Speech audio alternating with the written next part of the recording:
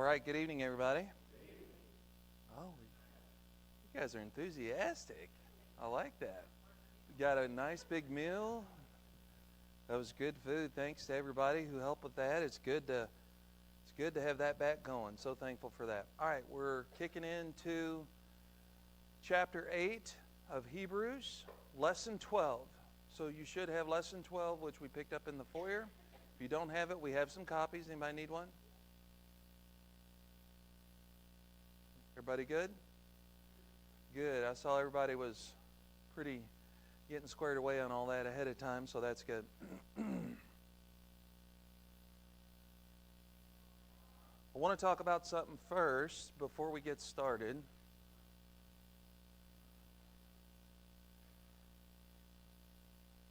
A voice from the great beyond. All right. Okay, there are a couple of these on the Welcome Center, and this is a little analog form for what's called Winter Worship and Workshop.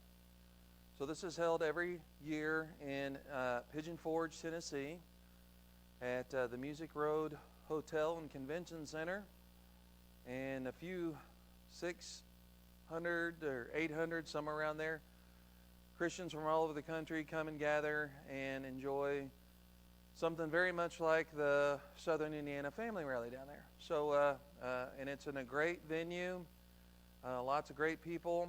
And so this is the form to fill out. The price here that's for the 3 nights of the retreat for a room. So that would be up to 4 people in one room that you would be able to share that cost. For the whole event. If you want to find your own housing, everything's listed on here, but highly recommend you give this a look. So the names that they have on this year, familiar names, some that you might know and some others that might be new to you. Tony Sullivan, I think you may have heard of him. Bill Horton, a fellow I'm not familiar with. Vernon Eldridge, Keenan Guzman, Jerry Bliffen, Danny Dawes, Rick Mathena, a fellow by the name of Aaron Davis, and John Mitchell. The music's always wonderful. Art Bush, Steve Foster, Jeff Bush always has some great stuff going on when he does his thing.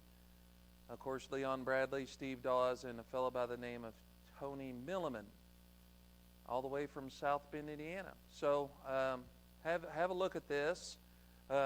Their email or their website address is on there if you want to see some more information about the event, if you have any questions, but highly recommend you give this a look. It starts on the 14th, I believe, this year.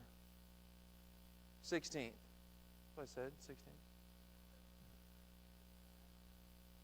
It's the first time it's been all the way after the 14th. Usually it's leading up to the 14th, so it's a little bit later. So that it begins on the 16th, so that would be a Monday night, and then it goes morning and evening on Tuesday, morning and evening on Wednesday, and Thursday morning. So that's the hotel has a really great breakfast. So I really want to encourage you to take a look at this. So there's these forms are on the Welcome Center, and you can, if we run out, we can make more. And if you have any questions about the event and how it works and all that, you just ask us. We'd love to, not this past year, but the year before last, we came in second in the attendance contest. That would be amazing to come in second again, but first would be pretty cool. So to have everybody come, as many could come as possible would be just awesome. All right. Yes.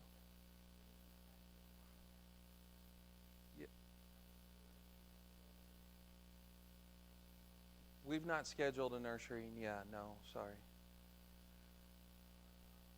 Probably should have thought of that, but this is something that's a little more, I don't know, loosey-goosey, I guess, in the way that we've gone about this. It's not exactly the same as what we've done with the rally, but if somebody's interested in helping with that, that'd be great, but we've not gotten that far as to saying that there's going to be a nursery provided. Maybe if this goes well in the future, we'll look at that. But we want everybody to come. We'll figure it out if we have to, so we'll figure something out. Okay, so chapter 8, and we're going to be some familiar themes that are being developed and continued to be spoken of. Our author here is very thorough, whoever that may be. So, verse 8, chapter 1 says, now the main point in what has been said is this. Now, that's an interesting way to start a discussion. I mean, clearly, we have a chapter division here, and that's not inspired. So this is inserted here, but this is obviously continuing the thoughts from what's just been said. The main point in what has been said is this: we have such a high priest who has taken his seat at the right hand of the throne of the majesty in the heavens, a minister in the sanctuary and in the true tabernacle which the Lord pitched, not man. For every high priest is appointed to offer both gifts and sacrifices. Hence it is necessary that this high priest also have something to offer. Now, if he were on earth, he would not be a priest at all, since there are those who offer the gifts according to the law, who serve a copy and shadow of the heavenly things, just as Moses was warned by God when he was about to erect the tabernacle. For see, he says, that you make all things according to the pattern which was shown you on the mountain. But now he has obtained a more excellent ministry, by as much as he is also the mediator of a better covenant, which has been enacted on better promises. So there's a lot here, actually. Now the writer now picks out the main point that he's been making and repeats it for emphasis. So he's really trying to say, lean in, pay attention. All this was to make this point, that kind of thing. And he's saying, consider where he sits. Now, of course, who's the he? It's Jesus. The whole point here is that Jesus is greater than anything that the old covenant could offer. Jesus is greater than anything that Judaism could offer. Everything in Judaism was actually pointing to Christ.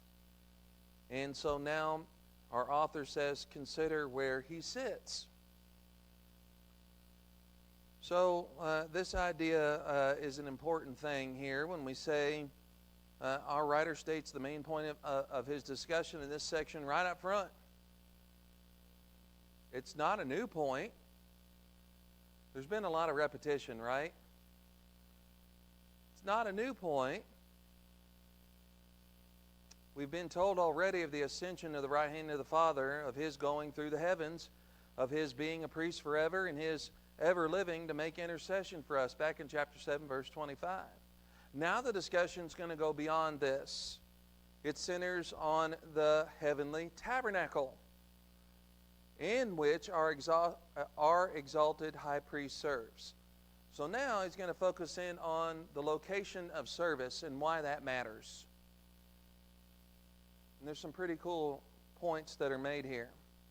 So consider where he sits. Well, he also occupies a prominent position. Now, our priest is not... Well, the idea of sat down means to take one's seat, to sit down. That's not hard to see. But our priest is not still offering up sacrifices for us. Jesus is not up there offering sacrifices. When we say up there, Jesus is not present in the room offering sacrifices. He's not. He has completed that mission. Now he sits on a throne as king as well as priest. Again, that's pretty similar to what we understood with what Old Testament figure? Yep, Melchizedek. Now the right hand, that's the position of honor. Right? And that was a well-known cultural thing, right? How do we know it's a well-known cultural thing? What evidence do we have maybe from Scripture that people understood that in general?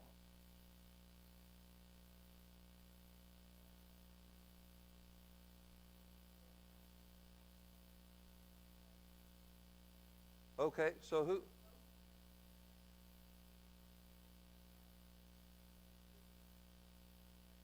Okay.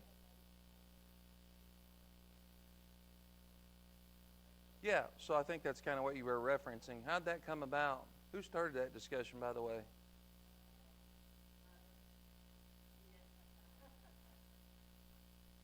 Wait, why are you looking at me like that? Were you implying I was about to say something about a meddling mother? I wasn't going to say that. But you have those eyes.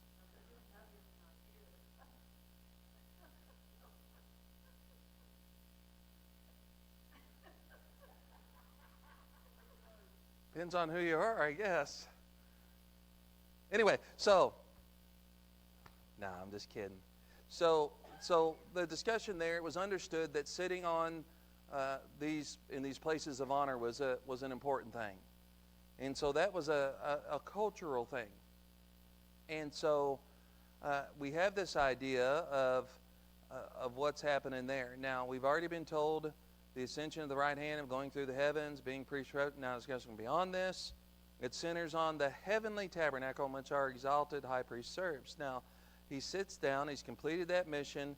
He sits on a throne as king as well as priest. Now, notice the wording here. He taken his seat at the right hand of the throne of the majesty in the heavens. Now, in my translation here, our translators have done something with the word majesty. Do you have something interesting about that word in your text? It's capitalized, right? So our text is representative of God the Father. Yeah, so it says he sits beside the majesty, God, i.e. God in the heavenly places. Now the main point in this verse is that Jesus ministers where?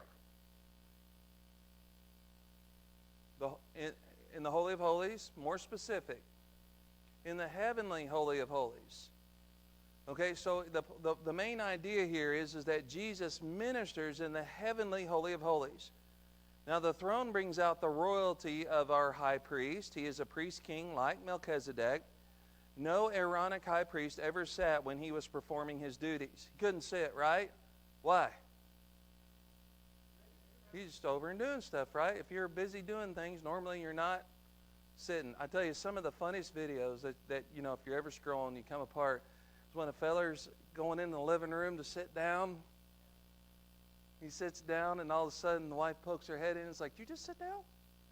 Yeah, I was going to watch the TV show. Well, would you mind helping me switch over the laundry? Sure, no problem, honey. Goes back out, comes back in, he's like, "Gonna sit down." Yeah. As soon as he sits down, "Did you sit down?" Right? If you're sitting down, that means you're resting from what? Work. You're ceasing from doing stuff. And so the idea here is that they never sat down because their work was never completed.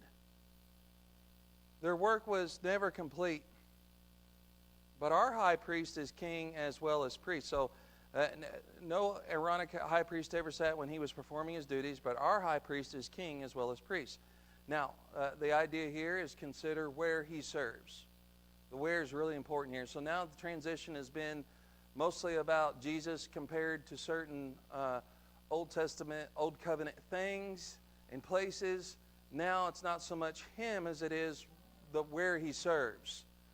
And so this is an interesting additional thing, that a layer that our author is adding to his discussion, his argument. Now, minister is used in the LXX to designate the incumbent of a public office of various kinds. LXX, what's that? 70? But it says is used in the LXX. What is it though? It's a Roman numeral, and I think some of you already did the number 70, but when you see it in writing here, when it says the LXX, what's it referring to?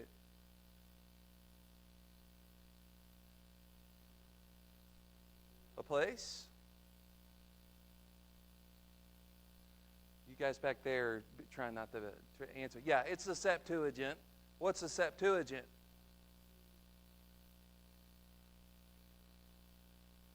The first 5 books of the Old Testament? Nope, that's Pentateuch. What's the Septuagint?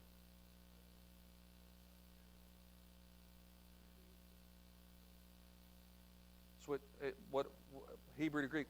Okay, so this is the translation of the Old Testament from Hebrew into Greek, and so this happened in that intertestamental period. So sometimes when Jesus was quoting stuff, and sometimes when our New Testament authors was quoting stuff, it was from the Septuagint. And when you see LXX, it's just, sometimes you'll see that written, that's what it means. So that's what Septuagint, that's the reference that it's making there.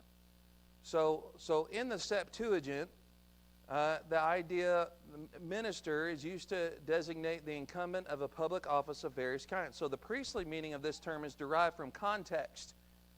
Hence, one who serves in a religious capacity. Now, sanctuary, now notice this, let's see if you can figure this out.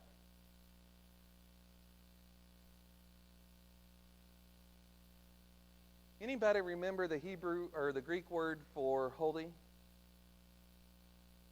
Anybody remember that one? I see the guys in the back whispering. Anybody know it? What's it start with? It starts with an H. Okay, so it's the word hagios, Hagios, holy. But here, sanctuary is hagia.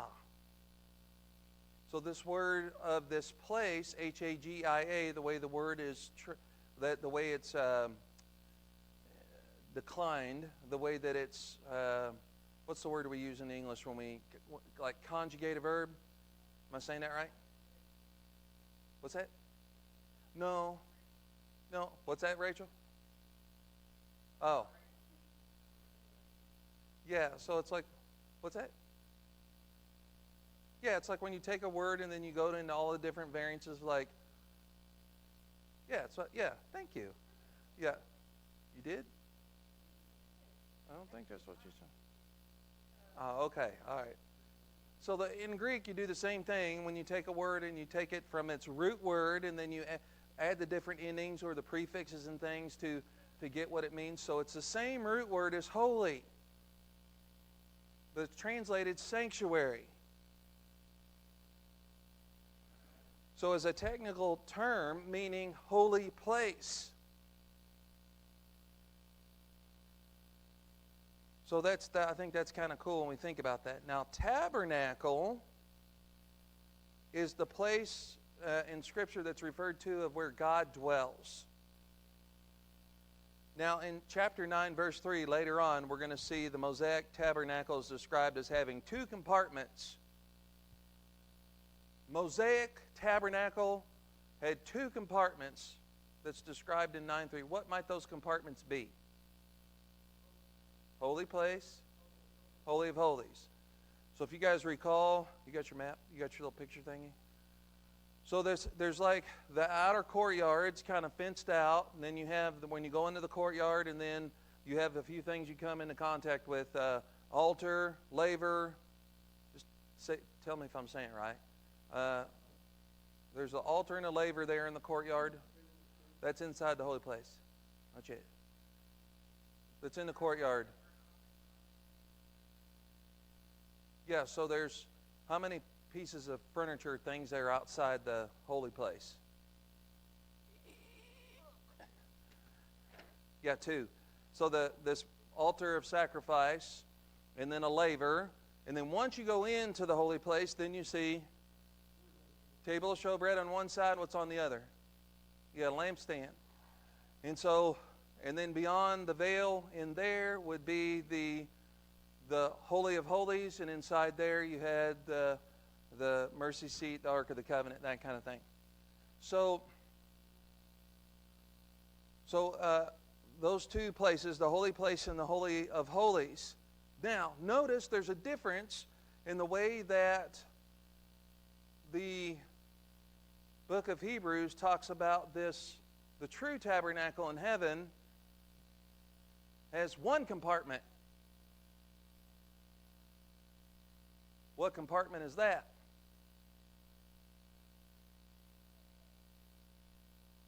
Holy of Holies. There's no division between the holy place and the Holy of Holies. There's no veil. That's an interesting distinction. So, in heaven there are two, the two are one, and there is no veil between them. Now, our high priest ministers in the true tabernacle. So the other one's a fake, a facade, a joke. No, so when we hear these words, I don't want us to think of that which was as like it was just trash or garbage. It was still important, holy, hagia, the same. It was still an important thing, but it wasn't as good as or perfect in the way that the true tabernacle in heaven was. It was temporary. There's a lot of things, so it's temporary. Now, our high priest ministers in the true tabernacle, the archetype of the tabernacle built by Moses. Now, the word is used in the fourth gospel in contrast not to what is false, but to what is symbolical. Now, the last clause explains why the heavenly tabernacle is the true one. It was erected by the Lord, not man. So the way this book reads, Hebrews, this sounds like a legit place in this heavenly realm.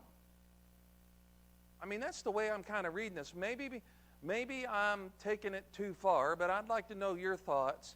It seems to me like there's a legit archetype, a heavenly archetype of that which became actual, physical here on this earth in the tabernacle. It seems like there was something metaphysically there,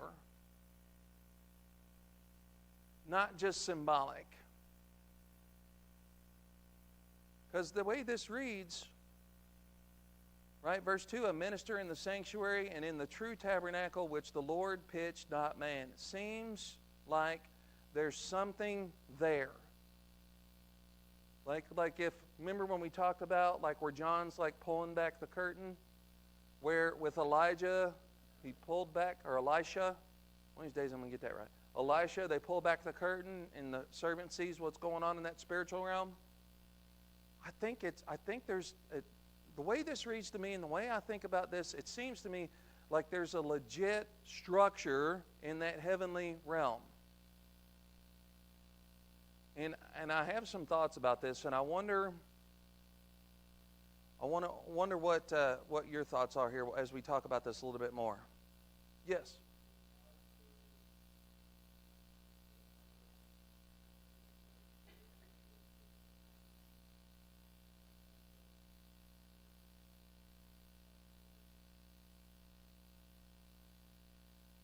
Well, I don't know, because it seems like it was more of a dwelling. And I don't know the tabernacle is really a dwelling per se. It's more of a place of worship, representative of God's presence. When we understand the new heavens and the new earth, that His presence is going to be evident everywhere. So I don't know. My question is this: once everything comes to its final consummation, at the end of all things, what use will there be for a tabernacle? So, you know what I mean? It might be completely obsolete by then, because, and maybe even obsolete even now, because that structure existed, as I understand it, for one specific purpose.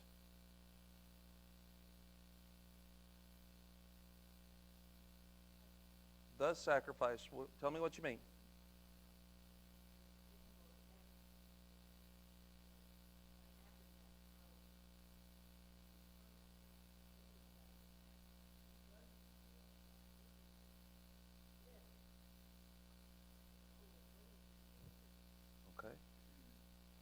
Okay. You're on the right track. There's something else that we'll read about later in the book of Hebrews. We think about what would take place at the mercy seat. Yeah, it seems like the tabernacle exists for atonement. So Christ, if the true tabernacle exists for Christ to bring atonement, it's finished.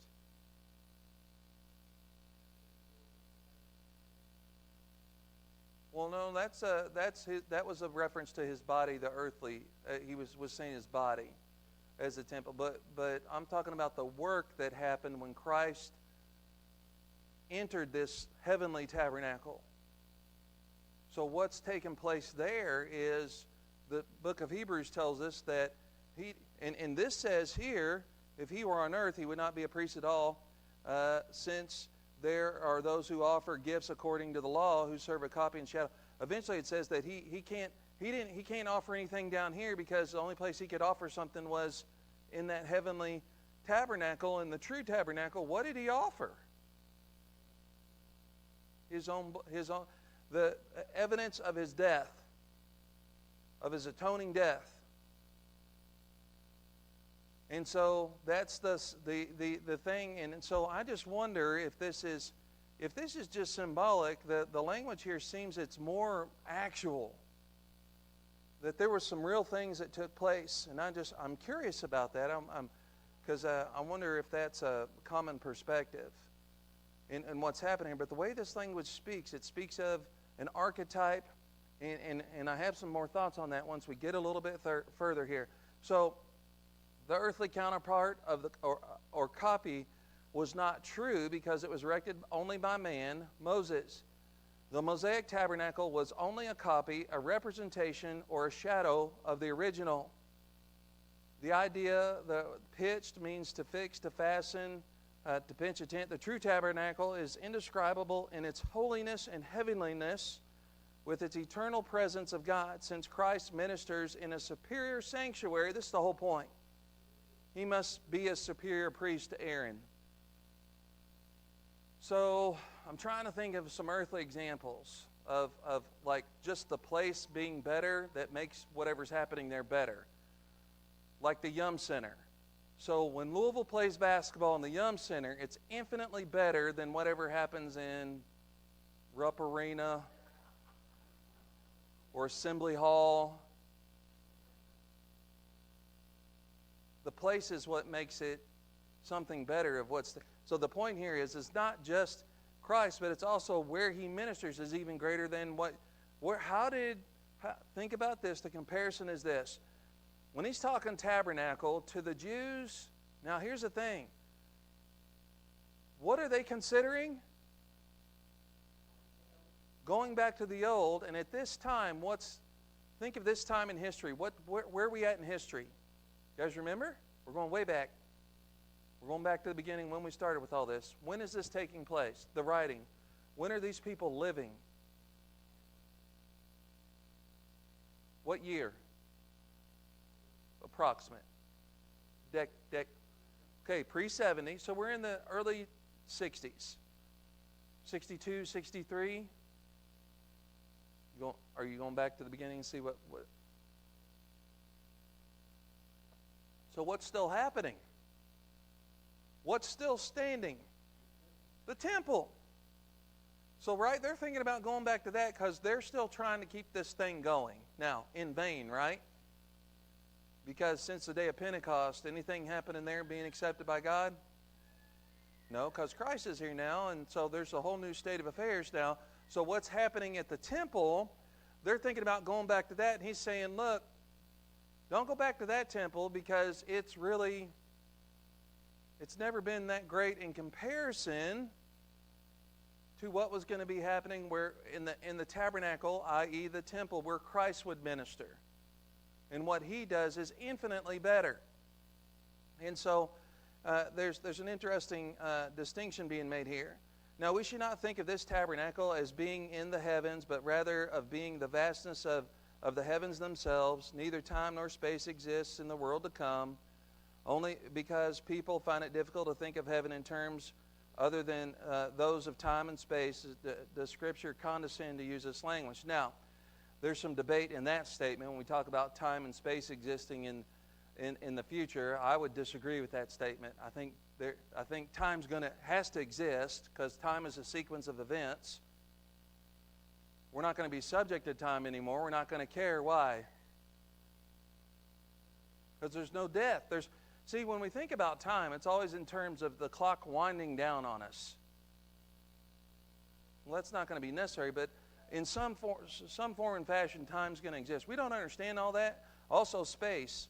We're physical beings. What's going to happen? There's still going to be some sort of, we don't know the exact nature of it, but we're still going to have some sort of physical body with our spirits in the new heavens and the new earth. So I don't know if I don't think I included that in your notes. I think if I did, just be like question mark or like not so sure or just. All right. So now, as verse 3 kicks in,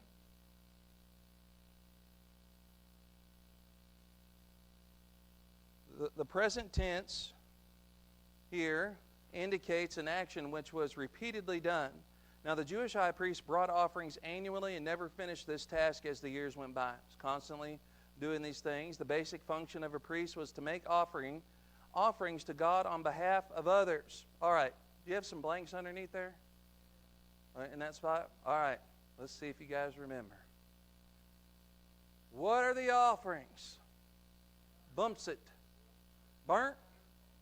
Meal. One at a time. Peace. Sin. And trespass. Did you look that up? Good for you. See, you are smart. Yeah. Burnt offering, meal offering, peace offering, sin offering, and trespass. So these are the things that happen regularly at the temple. And then you have the Day of Atonement, right? So these are the kind of things. This is the job description or the job listing for what a priest would be doing on a regular day-to-day thing. And so these burnt offerings, sin offerings, trespass, that kind of stuff that were in relationship to our sin, would there ever be lack of work? Now the peace offering and the meal offering, those were voluntary, I think. I think those two were voluntary, the other three were required. So they were thank offerings of a sort. I have to go back and double check on that. You might double check which ones were mandatory and which ones were. But thank offerings, for sure the meal offering was, which is like a grain offering, is another way it's talked about. Those were thank offerings, and they were not mandatory, but it was good if people did that. But as far as the ones in relationship to sin, would there ever be lack of work for a priest to have to be doing for the people? Why? Because people sin, right? It's kind of like the medical profession and auto parts. Those two things are never going to go out of business. I mean, if you're in auto parts or people parts, if you're fixing people or fixing cars, you're never going to go out of business. There's always going to be a need for it. And so their work was never done. Never done. Now, gifts, that word when it says in the Scripture to offer gifts seems to refer to voluntary thank offerings like the meal offering, while sacrifices refer to required sin offerings. The Aaronic priests offered multiple offerings, and they did it multiple times every day for all the people. It was a never-ending situation. So necessity for the high priest in verse 3. The high priest refers to Jesus here. If Christ is a high priest, he must have offered up something before God. So if Christ is making an offering, he had to offer something. Otherwise, he's not what? A true high priest. So did he offer something? Yeah, his himself, his blood. And he didn't do it. He didn't metaphorically or symbolically or actually bring it to the temple in Jerusalem. Why? Okay, but why? Because he went to the true, but could he have taken it to the other one? No. Okay.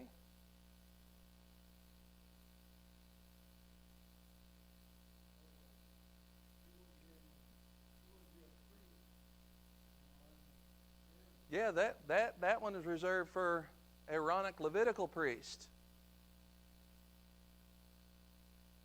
And when he was there, what was, I mean, was he permitted to go anywhere he wanted in the temple? Would have been funny if he did. He's like, I'm going to go in here. You know, be like, just see what happens. Yeah, pretty much. But he wasn't of the see, that's tied to the law. And the law says what? You had to be Levitical priest. So he entered into the true tabernacle and made the offering there because he's a high priest in the order of Melchizedek. So this guy's argument's pretty solid. The whole greater than thing that he's making time and time again. And so that's the point of verse 3. For every high priest is appointed to offer both gifts and sacrifices. Hence it is necessary that this high priest, Jesus, also have something to offer. And he did. He didn't come empty-handed. Now, Jesus could not bring his offering to the sanctuary here on earth. That earthly sanctuary debarred him from even being a priest, to say nothing of a high priest. Now, the Mosaic law regulated all that concerned the earthly priesthood. Of necessity, Christ must function as priest in heaven. The system established at Sinai did not leave any room for a priest not of the family of Aaron to serve in the temple. Furthermore, the Mosaic law made no provision for the kind of offering that Jesus made. He was not then just another priest. He was a priest of a different kind. His place of ministry had to be radically different from the earthly temple. So the Aaronic priests, they serve in a replica. So the writer's assertion was this: the Aaronic priests did not serve in the true tabernacle, but in a replica thereof. Now, what our writer calls a copy and shadow.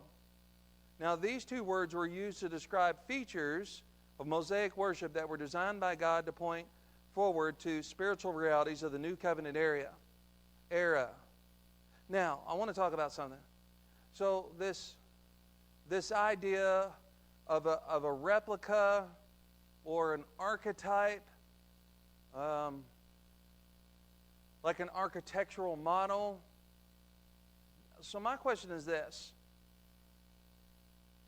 When we look at the book of Exodus and we understand what was happening with Moses on Mount Sinai, there was some stuff going on there, right, with the law. But what else? What else? What other info was Moses getting when he was on Sinai?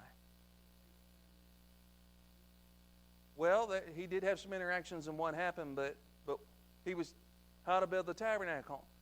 Now,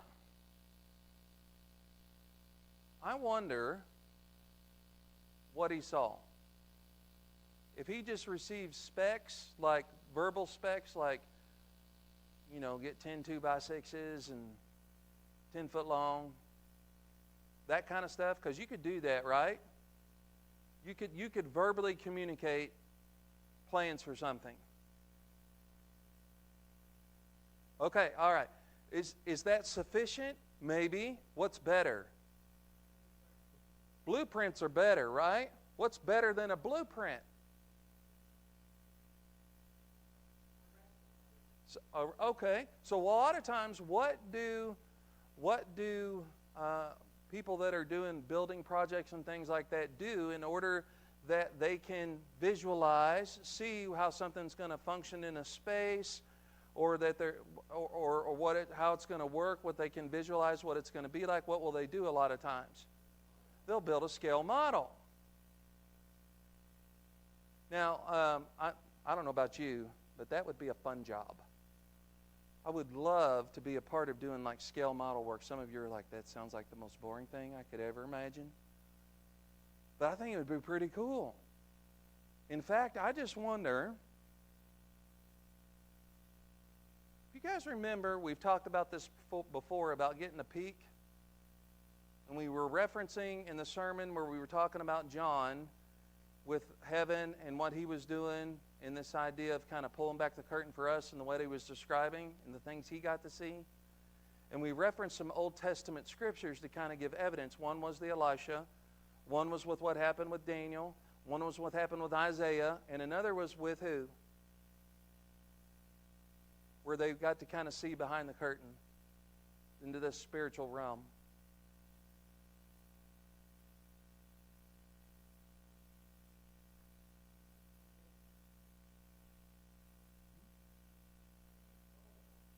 Well, that was Elisha.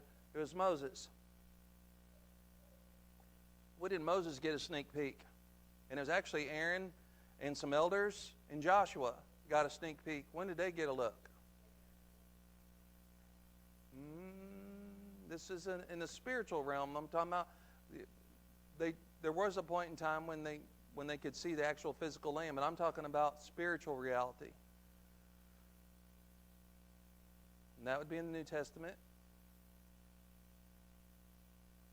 So there's a passage in Exodus that talks about when they were on mountain and they had this dinner show where it said that they were able to look up and see into this heavenly throne room, like they could see almost through the floor, this clear floor. Are you finding it? Yeah, Exodus. Yeah, I'm making it up. All right, let's look. Let's find it. Come on, people. Get your Googlers. You're going to be a bunch of smarty pants. All right. So it's when Moses on Sinai. It's on my second page in the right column. How about that? If I'm right about that, you all can. What, you found it? Oh, yeah. All right. So I'm going to find it. All right.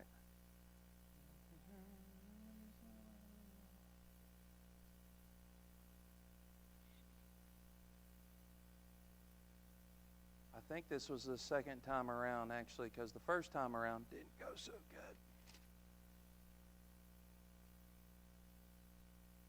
First time around, how'd it go? When Moses went on the mountain and came back down, how'd that go? Didn't go well. What's that? Says what? Nope.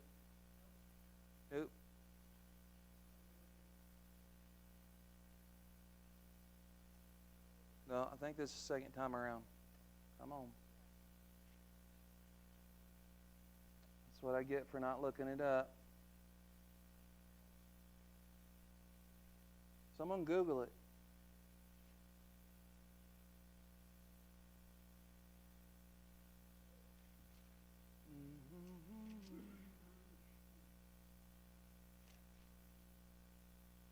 Oh, phooey.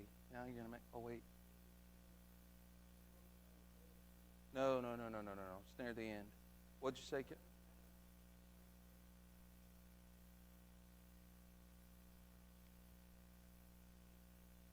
Okay, so, all right. Maybe, yeah. No, I'm pretty sure it's here in Exodus. All right, I'm going to find it, and someone's going to find it and tell us. 33:18.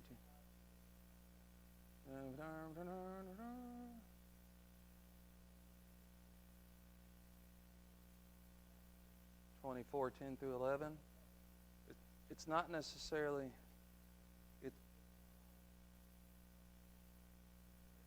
Where is it? Yep, that's it. I told y'all. It's in there. All right, chapter 24. Thank you, Lynn. All right, so then Moses, verse 9, went up with Aaron, Nadab, and Abihu, and 7 of the elders of Israel. So they're up on the mountain, and they saw the God of Israel, and under his feet there appeared to be a pavement of sapphire as clear as the sky itself. So what are they seeing? Sounds familiar, right? Sounds like Isaiah. Sounds like Revelation. When John says, and I was called up and it went from Patmos to somewhere else. Chapter 4 to chapter 5, I think it is. Yeah, so he went up, and under his feet there appeared to be a pavement of sapphire as clear as the sky itself, yet he did not stretch out his hand against the nobles of the sons of Israel, and they beheld God, and they ate and drank.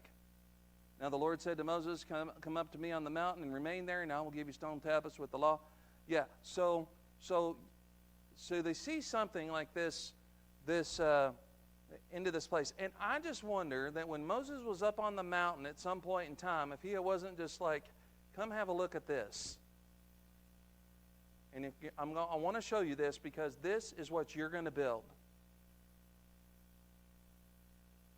And I just wonder, because he was up there for a while getting these plans, and I wonder how the plans came to him. Shoes untied. And I wonder if he got to see the true tabernacle and say, this is what you're going to construct.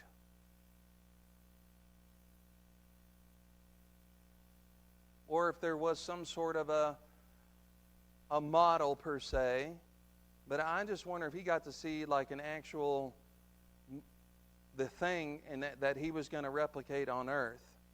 And then he was given specific, because even in the things that they have, even in the description that they have here, you'll see it. You'll see people we made a model one time with the kids of what the tabernacle would look like, and it was different, a little bit different than some of the pictures and things that people had drawn, like this one. There were some similarities, but it was a little different, because even with verbal specs, you can end up with something that looks a little bit different, that still has the specs, but I just wonder if he got to see the actual. And this is what, and what they actually built was something very close to what existed and what's being spoken of here in the book of Hebrews. Oh boy, I'm already broke on that stuff. Okay, so now these two words, copy and shadow, were used to describe features of Mosaic worship that were designed by God to point forward to spiritual realities of the New Covenant area. Now, when the book of Hebrews was written, sacrifices were being continuously offered in the Jerusalem temple. This means that this book was written before AD 70 when the temple was destroyed. That earthly temple was only a reflection or model of the heavenly reality. The way this reads in the Scripture makes me think there's an actual structure in this heavenly realm. Because when we talk about that what we saw in Isaiah 6, what we saw here about this throne or the floor, and they see into that throne room on the mountain, what Daniel saw, what's described by John, and what he sees, it seems like they're actually perceiving something. And I think it exists.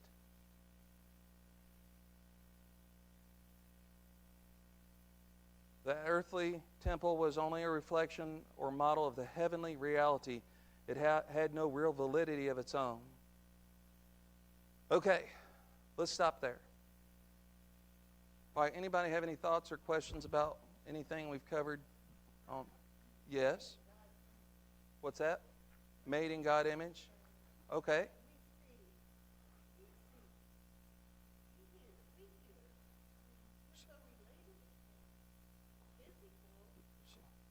So some of those could be. Yeah. There's definitely some legitimate correlations there. Okay. That's good.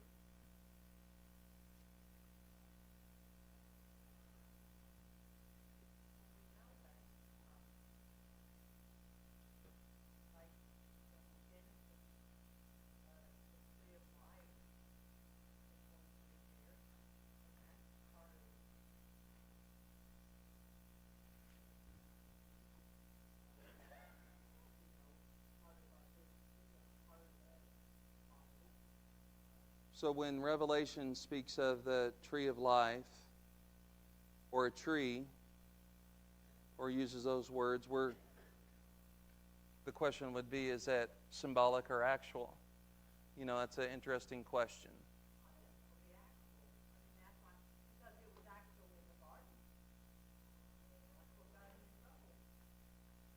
The tree of life did?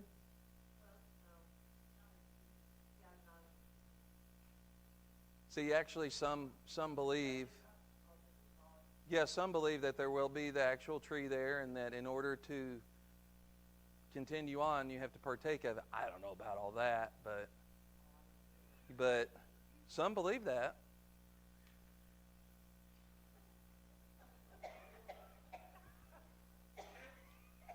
All right, when y'all go home tonight, I want you to look something up. I want you to Google Tim Hawkins, Grandpa Gets to Laughing. Just do it. Tim Hawkins, Grandpa Gets to Laughing. Just watch that thing. Hey.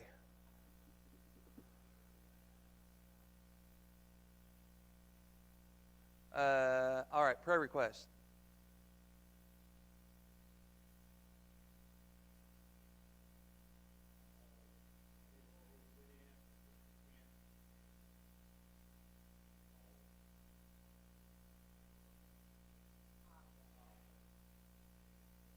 Coming from the gallbladder?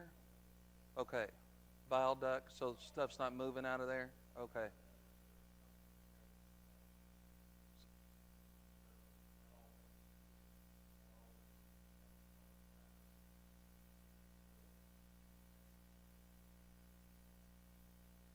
Yeah, I mean, for those of you that have dealt with gallbladder, it's real deal painful.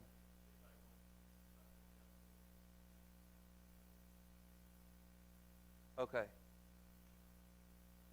Okay, and then of course I heard someone say over here about the plane in Louisville and everything that happened there. Be praying for that situation.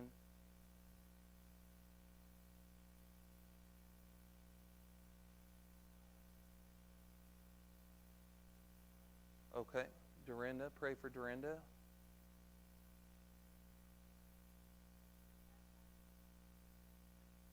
Friday? Where are you having that done? Clark Memorial. Okay. What time? Do you know? You got to be up early? 7:30. Okay. So, so that means like after midnight you can't have any kind of stuff? Don't stick around. No late night sweet treats.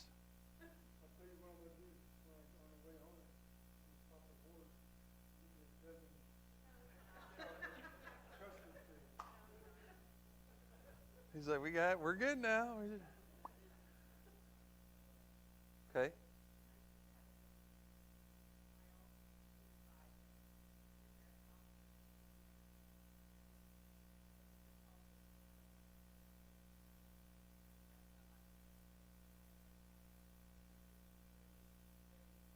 Larry Snyder. Okay. Be praying for him in that situation. Of course, continue to keep Linda Renfro and the family in your prayers as they laid Walter to rest today. So it's going to be important that we encourage and keep in touch and that kind of thing. So remember the circle thing we talked about the other night. Everybody together can be a powerful form of encouragement and support in this time after the loss of Walter. Okay? Especially with the distance there, being about 40 minutes away, it's going to be real important that we can reach out, send a text, phone call, that kind of stuff would be good. And of course, I'm sure visits would be good too. All right. Anyone else? All right. Don't forget about these that are on the Welcome Center. We'd love to have our group grow this year, and if you have any questions about how it works, two things that just to kind of make it more attractive. The cost that's on here includes the event, your housing, breakfast in the morning, and they feed you like hors d'oeuvres in the evening. So you can get by on paying for one meal during the day and still eat real well. So that's another thing too if you think about the cost of that trip. It's very, very, very cost-effective trip for getting to go and enjoy Pigeon Forge. And it's right in the middle of Pigeon Forge too, in a real nice hotel. So and all that, swimming pool, hot tub, the whole nine. Really want to encourage you to think about coming. All right, let's be standing. We'll close in prayer. Brother Jim Rominger, would you pray for us?